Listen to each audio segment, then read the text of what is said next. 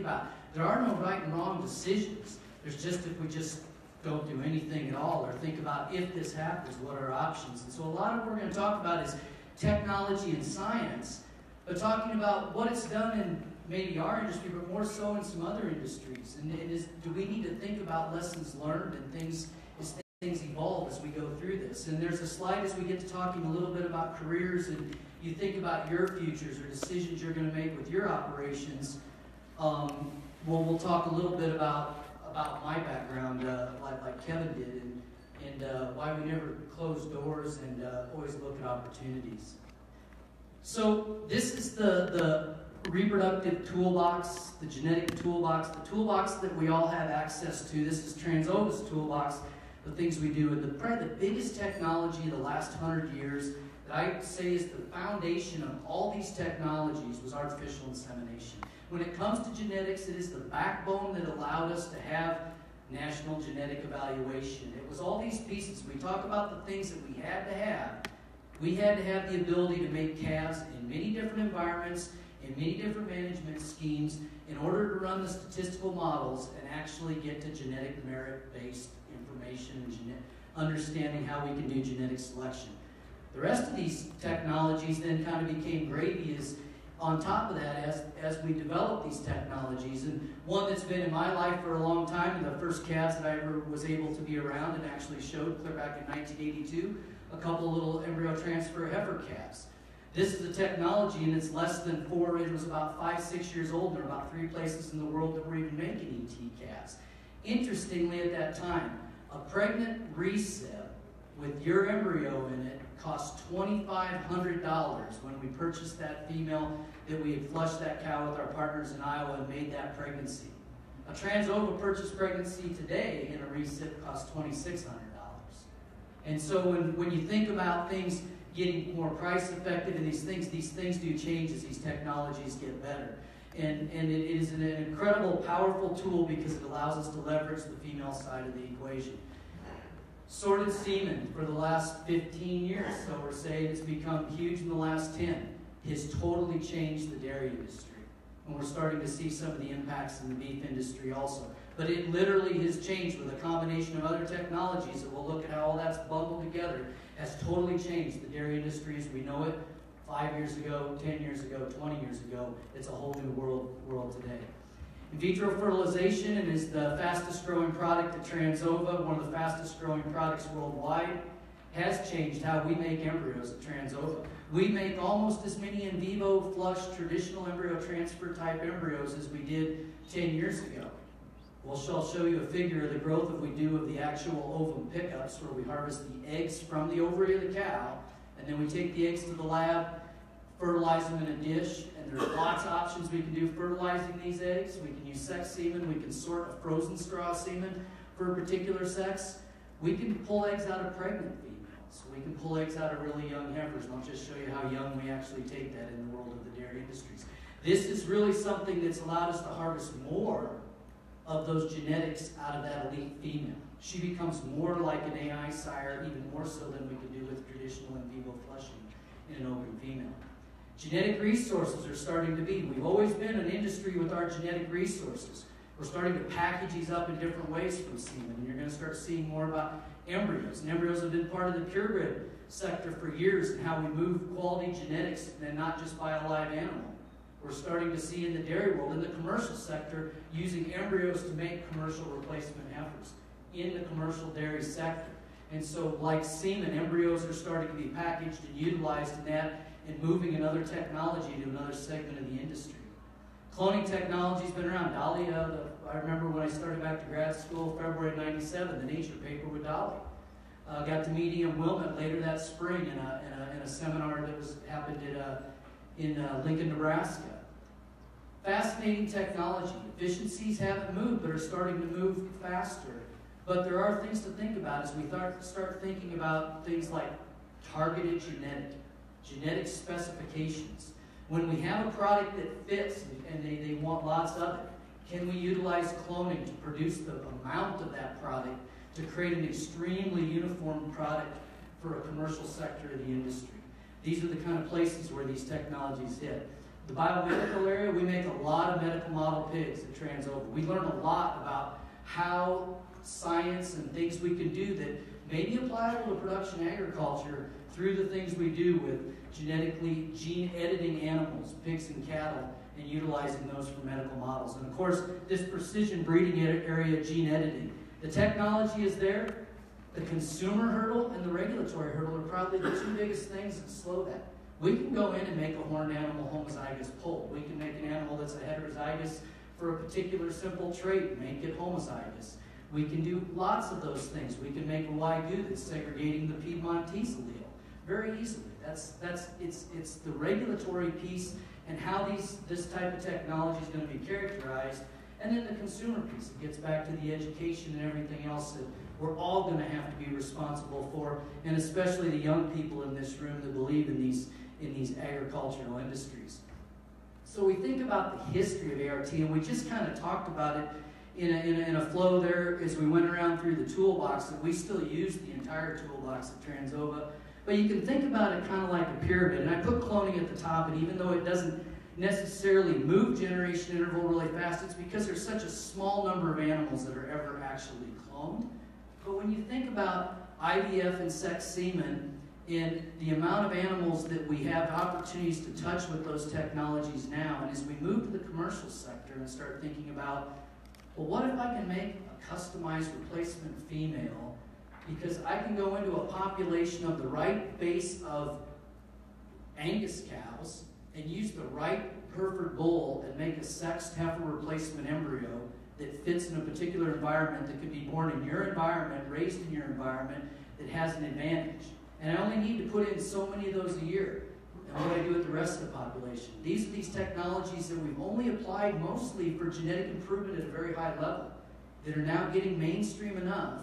And like any adaptation of technology, it'll take time. Synchronization programs are a prime example of that, both beef and dairy. I remember back in the early 80s when the first Lutealized, the prostaglandin F2 alpha protocols hit.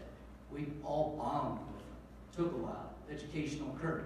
But these are things to be thinking about. How can I take these technologies and eventually be part of that? They might be part of that turn and that decision that I have to make that Kevin was talking about.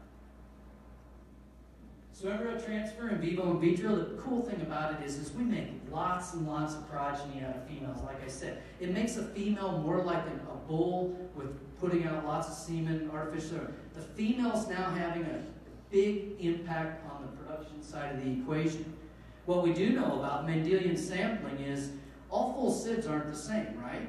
So if I can make 100 bull calves out of a bull and a cow, they're all full sibs. And some of them are going to look like me, some of them are going to look like Lee, some of them like Kevin, some of them like my brother that's about 3 or 4 inches taller than I and weighs probably 15 pounds less than I do. You're going to get a distribution, so all full sibs are not created equal, which makes a lot of sense, right? You're from a family of 5 kids, and sometimes there's a lot of difference and variation. That's Mendelian sampling. But in that sampling, in that bell curve distribution, we find these individuals that are to the right of whatever it is, the index we're looking for, the traits we're looking for. Those are the animals that are going to get to be the parents for the next generation. And so think about that though, not every full sib has equal value. We know that. It's just how do we know that at a very young age? And that's been a big, big part of what's changed the dairy industry. So let's talk about the dairy industry, because this has all happened since 2009. I was really fortunate to be part of the consortium of USDA and the University of Missouri and the University of Alberta in building the first 50K chip. That was a fascinating time as we were doing that, but watching the dairy industry gear up for that technology. And the main genetics companies all believed in it and put a lot into that happening. But what happened in that industry is it totally turned it upside down over the next 5 years from about 2009 to the present. And it turned it upside down in a good way, because in genetic improvement is happening at a much accelerated pace, but it changed the structure of the people that made their living in the genetic industry, and it continues to change and change at a very accelerated pace, faster than I thought it even would, and many, many others at what we're seeing. But we take these animals that are born, and because of the accuracy of the genomic predictions in their genetic merit values, in their genomic enhanced genetic merit values, Dairy, we refer to them as PTAs, but just like our APDs. We can take a tissue on a calf the day it's born, submit that, get a high-density genotyping information back. It goes to the CDCB, which is the Council of Dairy, Council of Dairy Breeding. I get it all mixed up. But it is what was the USDA and is now the CDCB, where the genetic evaluation is done for dairy. You get back genetic merit values on these calves at 18 to 21 days of age. We know at the time that that bull calf, a little Holstein bull calf or heifer calf, is sitting there at 18 days of age. Her accuracies, her progeny equivalents are like she has had 40 daughters in production with milk recorded records. That is incredibly powerful when you think about it. That is a lot of information on a repeated measured thing with the lactation when you think of how we phenotype dairy cattle and the amount of information we go through. So with that information, decisions get made. And these young dairy females go into donor programs. And we start them as young as 6 months. Most of them are 7, 8, 9 months of age. They start making IVF embryos and making pregnancies. At 12 or 13 months, we artificially inseminate them, get them pregnant, and make more babies out of them.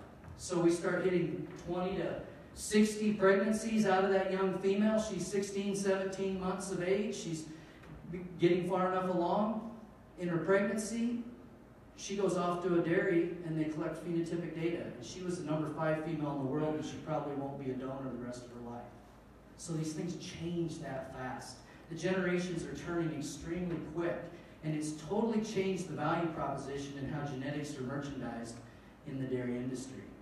And it all comes down to this equation. And so we talk about BIF and walking into a session and seeing an equation. The biggest thing about this equation, this is genetic gain. And the components of genetic gain are accuracy, which genomics has increased the accuracy of these young animals. And genetic variation is just what we have to select from in that population that is segregating, the variation that exists when we bring those parents together. Selection intensity are those elite parents, right? So we make a decision that this is the top 0.1% of the females, and we're going to make her the top 0.1% of the males in the population, and they get to be the parents. But the one that we have a lot of fun with, and the one that is huge and drives us, because gestation in cattle is a long, long time. And turning generations absolutely kills us. And especially when we wait to see if the parents really produce the progeny and the calf's progeny prove the parents, but generation interval, and it's a killer. But if we can change that generation interval any bit whatsoever, it's a denominator in that equation, and it just makes genetic gain crank through the ceiling. And so this is what drives everything we do in the beef industries when it comes to genetic selection, what we do and what happens in the dairy industry. It's this equation and the components and how you leverage those pieces of that equation to make genetic improvement. So we were talking about IVF, and so all this dairy industry, the power of the genomics, we're starting to do a lot of IVF in the beef industry, but this is what's happened since I joined Transova in 2011. But you can see the number of actual collections, these ovum pickups, this harvesting of the eggs from a cow, we have done and the rate at which this has grown. And yet our flushing of cows has stayed pretty much about the same. So some of it has been people that are utilizing the technology that never did. A lot of it has been the genetic industry moving from one technology to another technology. But it continues to happen at an extremely, extremely accelerated pace. But at the same time all that was going on, if we looked at the number of genomic enhanced genetic merit values coming out of Holstein, we see the exact same curve going on. So you have a technology driving a technology, two technologies coming into maturity or usefulness at the same time. This is from February, and I pulled these for a talk that I did in Omaha back in March. But 1.9 million in North American Holsteins have been genotyped since 2009 for genomic enhanced genetic merit values. That's just mind-blowing when you think about it. In February this year, there were 44,000 Holsteins with genomic enhanced genetic merit values, genotypes just in that month. So animals with high density chips that went into the genetic evaluation for the first time. So you have an industry that is using as much information as they can. They have really high accuracies, And a huge portion of that 44,000 is not the purebred genetic top of the pyramid industry. All but probably 5,000 to 8,000 of that is the purebred industry. The rest of that is commercial dairy production. So the commercial industry has been able to leverage this technology and utilize the data that they've been generating for years, that the industry has, and make selection decisions, especially as it relates to replacement heifers and matings and who gets to be the mothers for the next generation. So it's, I said, a different game. So what's really changed? It gets back to the whole discussion about full sibs. It all gets back to this thing of full sibs are not created equal. Now, we have a little bit of the ability to do this in beef cattle, but everybody was at a point with full sibs before where all full sibs are created equal when we used on parent averages. So on the far left of on my right here, my left there, that way, but you see that everybody's genomic enhanced, this is net merit, which is like, it's an overall production index that's used a lot in the dairy industry, but everybody would have a normal parent average prediction. Genomics has allowed us to separate those full sibs out, and we see that in beef. When we do a set of full sibs, we'll see the different values. Accuracies aren't as high as dairy, but we do. Some animal goes up for birth weight, one goes down, one hits parent average. You see this ability to break out value and start predicting. What's happened is, and this is the part that's really, really crazy, is the value proposition that's created. So we'll have 5 bull calves born, all full sibs, at Transova and Sioux Center. 1 bull calf will be insured by the genetics company for $250,000 as soon as they get the genomic enhanced genetic merit values back. And the phone call comes and says, the other 4, castrate them and send them off to be fed for dairy steers. And that's what really changed the value and how this industry works and how the value of these animals are. Just because an animal's a full sib to this animal doesn't have a perceived higher value. It starts proving that at a much younger age. And that's been what's really changed the people that have the contracts, the genetic companies with their nucleus populations. We have a lot of bulls. It's getting to be all the high bulls in the dairy industry, the young genomic sires. When they release semen, first, they utilize it internally in their own genetic company and do as much IVF and get months ahead before they ever release any of it to anybody. And it used to be pretty much kind of open source with each other and their competitors. And a lot of them will only put X-bearing sperm on the market. So you're starting to see an era of what I call proprietary genetics start to kind of float to the top, where everybody's maybe starting to close access to this big gene pool that's sitting out there that allows people to equal out what they're doing. And something to think about is those curves and stuff, you know. Could the beef industry get to that point? Poultry and swine have. It's a little slower in dairy, but would that be possible? It is possible, maybe. But we're a little different beast. But those are those kind of things that we got to think about and how to navigate. You know, and position yourself if the industry did turn to that type of methodology of doing. So I said I would something that's kind of fun in these technologies is we relate to the bottom of that equation and we think about generation interval. This was a bull calf when we were working through our R&D for this technology. It was born about a year ago. We're getting quite a few of these calves born every month. This bull calf, his mother was 40 days of age when she made that embryo. We use laparoscopic, just like when they do surgery, like when I've had laparoscopic surgery done. It's a very similar approach, and it's how it's done. We harvest oocytes off these young heifer calves, and go through a normal IVF process, fertilization, and transfer embryos. When his genomic enhanced genetic merit values came back, his mother was 11 months old. So she wasn't old enough to get pregnant herself yet. And she was already in the donor program. We've already begun this similar type process. We do it with 7-day-old embryos and then do the genomics and then come back and use cloning technology to actually create the high animals that we want to. So generation interval keeps turning back in time. Accuracy of selection is what drives that. Progeny equivalence. How much we can put on that young animal that we're going to make enough of the right decisions. And in this case, in population genetics, it's not perfect, right? But if I have 10 young genomic animals, females, and 10 young genomic sires, and I make enough progeny, one or two of those when they re-rank, and one that maybe falls down a little, some anomaly with something we don't quite understand with our statistical analysis or something in genetics that we haven't even figured out yet. But we get so many of them right. And so it's population genetics, and it's not just always focused on an individual we make the matings, but we're still thinking about populations and how to continue to capture and move that gene pool. And so this is an exciting area to think about how fast and the amount of genetic gain, and as you run, I call it in dairy the race. And it's the race. Every company wants to go faster than the other company and be moving the next generation of highest bulls and donors and that senior to their clients to make replacement females. So this has been our genetic selection toolbox, and I always keep adding to this slide. When I first started using this slide a long, long time ago, I was in grad school probably when I started it. That's getting to be a long time ago now. But it's really great, the tools, when you think about it, because we never throw tools away, right?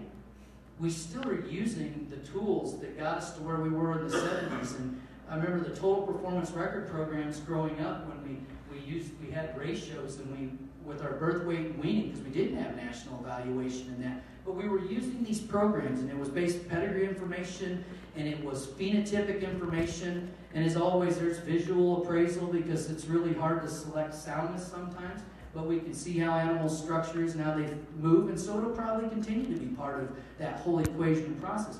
But the tools that we continue to add, and when you think about national genetic evaluation and the indexes, and I think we're just even scratching the surface of that part of the technology, and with the genomic enhanced EPDs, we're just getting started. But where we're really just getting started is, in the beef industry especially, is in phenotypic collection.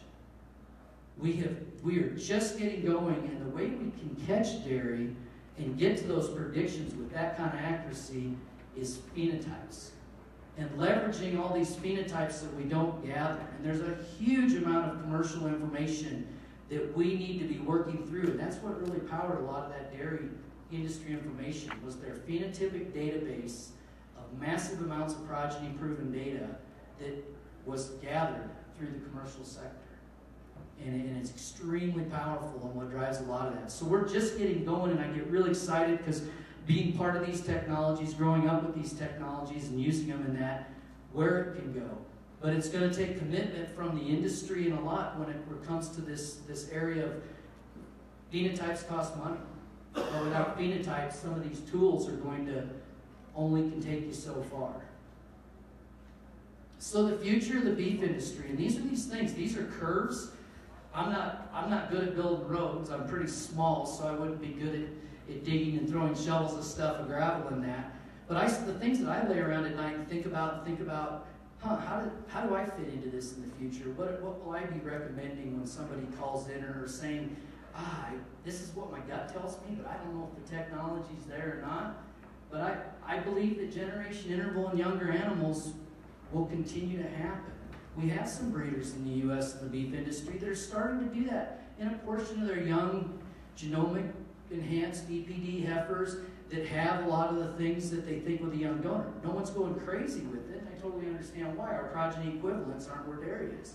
But as genomic accuracy, we can move that with great phenotyping. I think we'll see these generations turn faster and faster.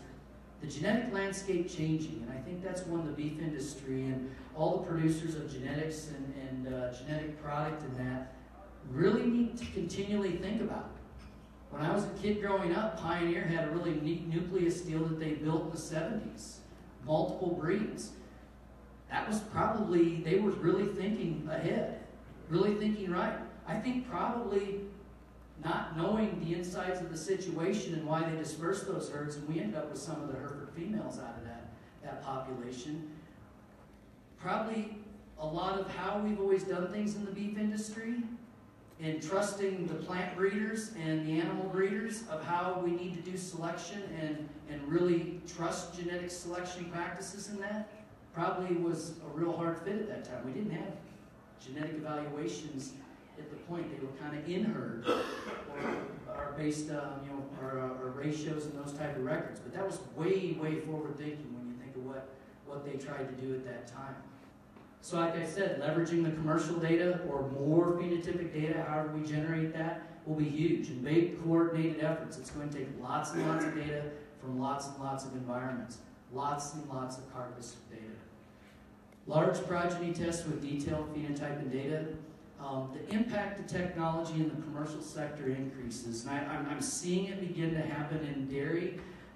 The biggest eye-opener I had in my always being a beef person, a beef kid, loving beef genetics, that working in that area was when I worked for Pfizer and we needed a dairy geneticist to help with the development of the clarified product, was what was bringing the genomic enhanced PTAs to the commercial dairy sector. And I got to tour big dairies all over the U.S. with the elite team, technical service team at that time at Pfizer, which is now Zoetis, that serviced that group of 14 people could basically control, helped 1.2 million dairy cow management for large operations in the U.S. out of 9 million dairy cows. That was, and it's so really fascinating to watch that industry, the way they grab technology, and they don't run with it out of control, but the way those big operations and even medium operations and small operations look at, can I utilize this to sustain my future or improve what I'm doing? And so something we really need to think about. I think there's a role in that when we think about customized replacement female genetics and harvesting these technologies to get to those optimum maternal packages in certain environments with the resources we have, in making some of those improvements. I mentioned targeted genetics, targeted specs. I think this is going to be driven by the consumer, but the consumer is going to drive the food companies. And Kevin said it extremely well. We can believe in something, but if the consumer's not agreeing with that, we have to figure out how we don't lose market share by just putting up a wall. And what national ID in that is a big part of this, and we've got to do that, especially as it relates to moving more products overseas. And I fully agree with you on that one. We have to move that. Management and genetics. And we do things very, very well, but taking advantage of these genetic by environment interactions. And so a whole area that's starting to emerge in the geneticists' eyes and minds than we've always known. We work so hard to try and get environmental effects out of it. The noise in the background of the genetics. But animals, when you rank them based on their genetic merits, and then take those same bulls, so to say, to different environments, we see re-ranking. There's G by E that goes on. And understanding those G by E interactions in that will be huge for us to continue to improve and move to the future. And then I say and this is the young people in here, this is probably the biggest thing. Understand the whole of production ag. Not just the whole of beef production. Understand all of agriculture, animal production. Understand how the guys who make their living putting up hay and making hay in the U.S. crops. Commodity agriculture, how the discount systems work in beef production, in dairy beef production, all these things. Because the more you can fly at 50,000 feet and see things from outside of that, and not maybe just in your operation or your breed or whatever it is, it makes those curves in the road sometimes a little easier to think through, and then to draw on things draw on past history or draw on an industry that's maybe gone through something very similar. So I said background and stuff, and I like to use my background as kind of a little bit of a unique background. I was dyslexic growing up. I did the second grade twice. So school was not something I really liked. Science and math were fairly easy, but never closed doors. I ended up back in grad school 6 years after I finished my undergrad at the University of Nebraska. A faculty member named Jim Kinder, reproductive physiologist in Nebraska, became the department head at The Ohio State. He made me make a list of goals when I finished repro phys in undergrad. And my number one goal was to be the manager of a large, registered, purebred operation. He called me when I was 29 and I was doing that and said, what are you going to do with the next 30, 40 years of your life? Why don't you come back and see? Science has changed. So I went back to grad school. I'd been a herdsman at big Hereford operation in western Nebraska, Adams Brothers and Company, purebred manager in Dunlap, Iowa, built what is now Sullivan Farms. and went back and started working with mice in the animal breeding group at the University of Nebraska. And so that's my carload of mice. I like to use that picture. But that was, I'd been feeding bulls one-on-one for carloads for years, and I had populations of mice, which was having like whole cow herds in little rooms in a building, and you could make F1s and make F2s and do all these things that you had been taught conceptually about, and you could see it because their gestation is a whopping 3 weeks, and at 6 weeks of age, they can make another generation, and so it's just turn it.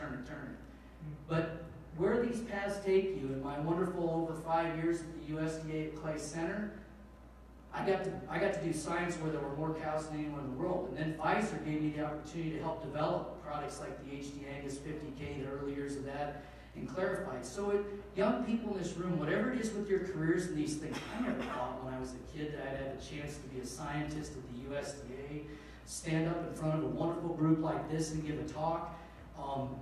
Those are things that were the farthest things from my mind. I wanted to breed cows, raise cows, do genetic selection, help, and there's a whole show part of my life also too that I wouldn't trade for the world. But I never thought all of this would ever happen, and then I'd find myself someday back at Transova leading genetic technology R&D groups, helping clients with these genetic questions and utilizing these technologies. So never close a door, because it's huge what those opportunities can be, and the success that you'll have in life. You'll end up going down a path that you never would have imagined and you're so excited about it when it's all said and done. So I started making a list this morning. I was trying to say, okay, career opportunities. The career opportunities are greater now than they've ever been for kids coming out of graduate school, undergrad, 2-year programs, whatever it is. When I finished school in 1990, I was happy to have a job. And it was tough. We were coming out of a decade of the ag crisis, and if you got an interview and made it to a finalist position for a job, you were ecstatic. And if you had a job the day you graduated, my first job, I was $1,250 a month, and then they took taxes out. I paid my own health insurance. But I was happy because I had a job when I finished my education. But so all these things were careers and things that existed. The opportunities now are massive. And if we even think about, so I put management groups in there. We have a huge amount of these baby boomers retiring and these families and these ranches and that. And the kids aren't back to want to run them and do it. And they're looking for, how do we continue to own the land, run the cows in these groups? So you're seeing some of these opportunities with people who are really good at managing finances and managing livestock and managing hired help and equipment. These are the kind of opportunities that are kind of new and on the horizon. They've been there, but I think consulting in certain areas or management assistance and things is going to become huge in the beef industry when you look at these resources. Animal management specialists we can never have enough of, and that's why I also put husbandry. In agriculture, finding people who really understand animal health, raising animals, grazing management, all these things. It is so incredible, and if you have a knack at that, the opportunities are massive. They're huge, and you just get involved and start learning about those areas and see what really triggers your enthusiasm. But the key to all this, and the things that I've learned sometimes the hard way, but is understanding how to successfully communicate, and that is number one.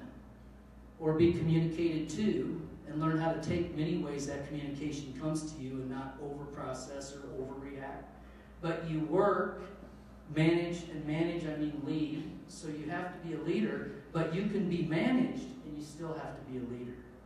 And you need to think about that. You can still be managed and work for a group or for someone and still lead. And it's the best leaders are those leaders that I don't tell a person what to do. We as a team, or we solve it together, or they bring the opportunity that I have this idea, and then you explore it together. True leaders surround themselves with people that are way bigger experts in areas where they're deficient. And that's when you see exciting things happen with growth in companies and family operations and that. And always inspire. It's pretty easy to get down in the dauber in agriculture. It's either prices, it's weather, there's always something. I mean, we always beat ourselves up in that. But you got to inspire. You got to be upbeat. I wake up breathing every day and I'm ecstatic. you know, when we start getting old and stuff. But start thinking about what can we do. And so it's those attitudes, those things, how we communicate and how we interact with others that are going to be huge and have a huge impact on your career. Your ability to work with others and be really focused in on things and work hard, it comes to trust and integrity, you can get anywhere in life. The opportunities will always be there. So I think we're going to save the questions part for when we get done, and